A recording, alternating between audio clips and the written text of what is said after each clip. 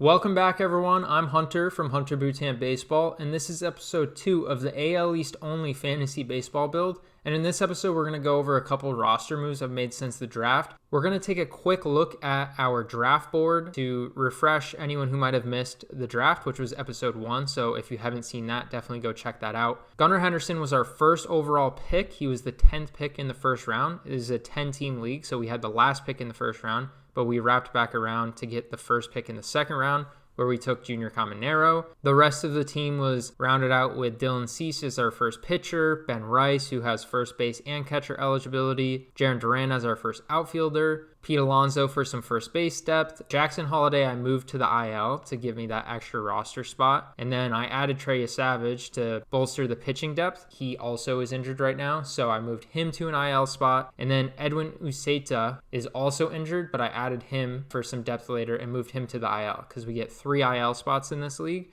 And in the draft, I mentioned that I was going to pick up Andres Gimenez. I did add Jose Caballero first, so I had him for the Friday game. He did get me 3 points, but then I had him in the lineup again yesterday, and he got me -3. I added him originally because of how much flexibility he has, being able to play outfield, second base, third base, and shortstop. But the main thing here is I really just need a second baseman. I just went back to my original thought process of adding Andres Gimenez. The last move I made, I added Connolly early. He's a young pitcher for the Red Sox, made his debut last year. He pitched in Game 3 of the wild card for them against the Yankees, trying to take advantage of getting as many starting pitcher innings I can get in. I might try to do a bit of a rotating starting pitching spot with any AL East pitchers who are available at the time and are starting games. As for the rest of the week, Ben Rice and Trent Grisham were my 2 players in Wednesday's game. It was just the Yankees and the San Francisco Giants. They got 5 points. Nothing crazy. Trent Grisham did have a triple. He was our last pick in the draft, filling out our outfield depth. In this Yankees lineup, he's going to have plenty of opportunities. He had a great season last year. He's really not heavily rostered, 20%. Thursday was the first full slate of MLB games. Caminero had 5. He walked 4 times. Yandy Diaz also had 5, so our 2 Rays players with 5. And then 2 pitchers we had in there, Rasmussen and Helsley, had 11 and 10. Helsley is a guy I want to really focus on. I just think he's really undervalued this year. On Thursday, he debuted a new pitch, which is a splitter. He did not have this pitch in 2025. He was mostly fastball slider, which was a great combination for him the last few years, but he threw his splitter 26% of the time. We can just take a look at what that splitter does for him. He used it right away in his first outing to the first batter he faced. He started him with a fastball,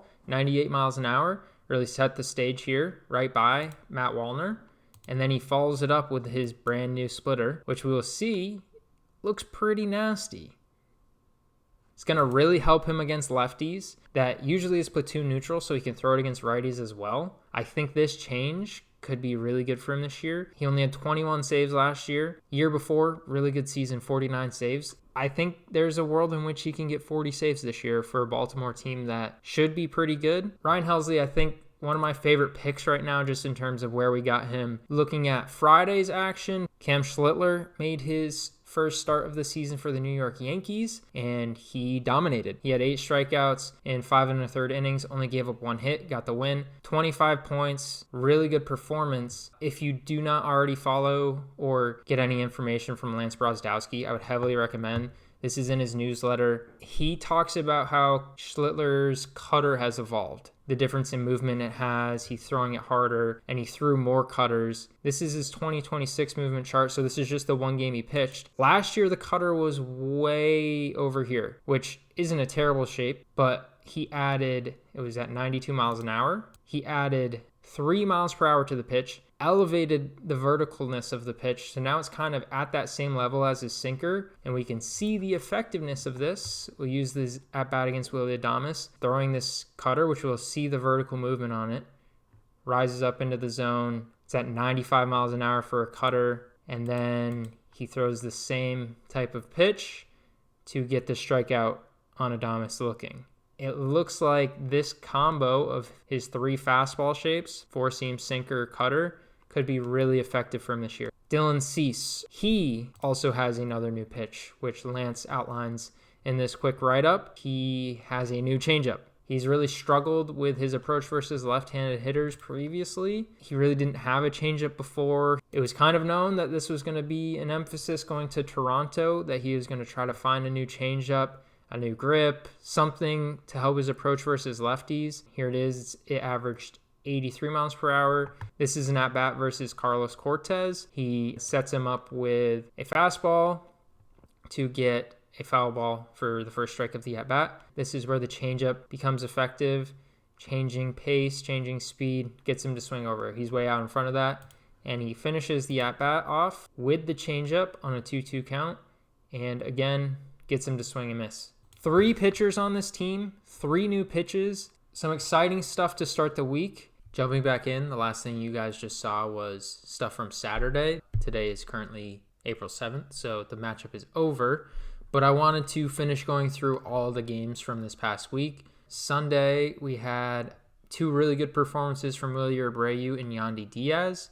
And then pitching-wise, I picked up Connolly early. He got us 13 points. Shane Baz made his first start, got us 5 points. Didn't have the best start, but I still think his upside is there. And then Helsley with another save, which got us 8 points. Monday, some good hitter performances. Jimenez, Gunnar, both with 7. Chris Bassitt I added. This was the one bad add this week in terms of trying to get a pitcher for some value, and he got us -4 points. Didn't end up really hurting. On Tuesday, I added Max Scherzer for his first start of the season. This was mostly because he was playing against Colorado, especially since they weren't in Colorado. Got us 17 points, another great value add there. Wednesday, Ben Rice had a really good game, 11 points. The rest of the offense, again, Wilyer Abreu, Yandy Diaz, we'll see that's a pretty big trend throughout this week. And then Cam Schlittler, who we just talked about earlier in the video, another great game, 26 points, 7 strikeouts, just over 6 innings, and Drew Rasmussen with an 18.5 inning, 8 strikeout performance. Cam Schlittler dominated this week and led the team in scoring. Someone I'm really excited for throughout the remainder of the season because of the breakdown I did, but also where we got him in the draft. Just really good value, I think, long term. Thursday, we didn't have anyone in the AL East playing. Friday, 11 points from Gunnar, his best game of the season so far. And then Sonny Gray made a start, got us 15. Dylan Cease with 7, not his best performance, but still positive points. I picked up 2 more pitchers in the division. Will Warren and Joe Boyle were both free agents, and that got us a combined 31 points. Really big value here.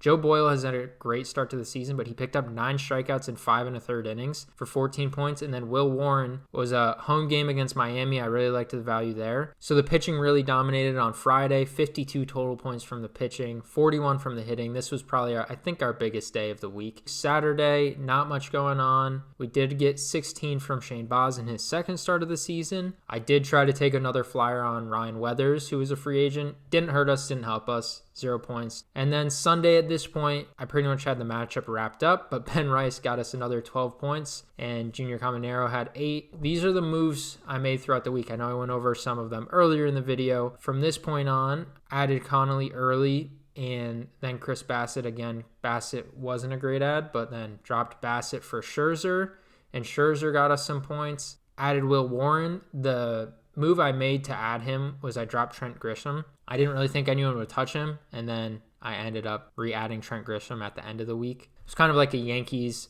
spot throughout the roster that I just was kind of running through a couple Yankees players. So we went Will Warren to Ryan Weathers and then picked Trent Grisham back up. So those are the major moves and kind of the strategy I was using this week. There's a lot of 3, 4, and 5 pitchers in the AL East that are still solid pitchers that are going to get us points that I can keep adding and dropping throughout the season that no one else is really going to touch.